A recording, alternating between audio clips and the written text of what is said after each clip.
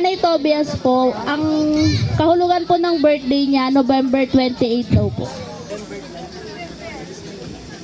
Ito po sabi ng Biblia bilang gabay po sa inyo. Basa tayo. Siyang tumitiwala sa kanyang mga kayamanan ay mabubuwal. Ngunit ang matuwid ay mamumukadkad na parang sariwang dahon. Ayan, maganda yung ano sa iyo, Nay. Paalala sa iyo ng Diyos. May dalawa kasing kayamanan, Nanay.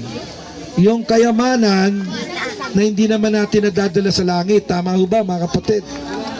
Merong tayong kayamanan, iiwan din natin pag namatay tayo eh. Kasi sabi sa unang Timoteo, pinanganak tayong hubad, uuwi rin tayong ano? Hubad. Wala tayong madadala eh. Job 1:21, ganito ang ating mababasa. Pakinggan natin. Job 1:21.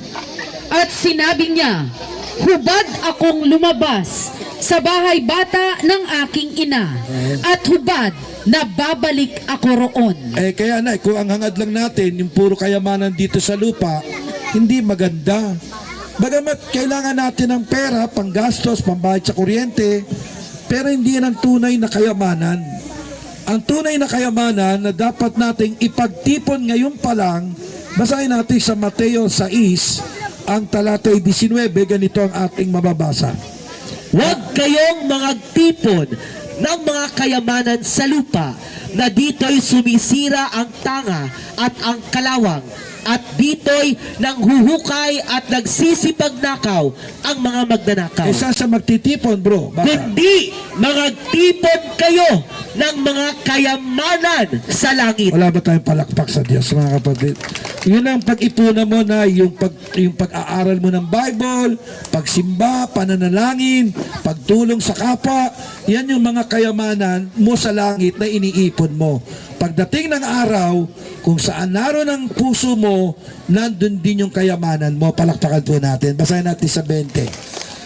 Pakinggan, kung saan nandun yung kayamanan mo, doon din yung puso mo. Basa tayo.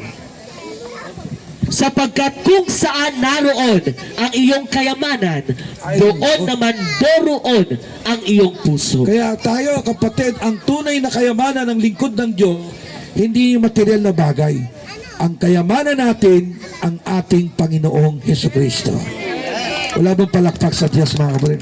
Kaya ngayong gabi, katulad na sinabi ni Pedro, ginto, pilak, wala po ang Bible forum yan. Basahin natin sa Gawa 3:6. Pero may binigay si Pedro doon sa pilay. Basa tayo. Gawa 3:6. Ito sabi ni Pedro. Datapwat sinabi ni Pedro, pilak at ginto ay wala ako.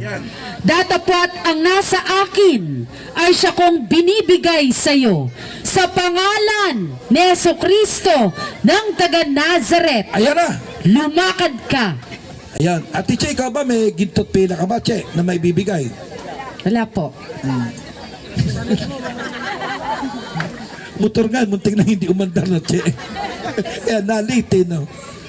Tama ba, Che? Pay later lang. Pero meron ka bang ibinigay ngayon dito sa taga-Tanglaw, bro?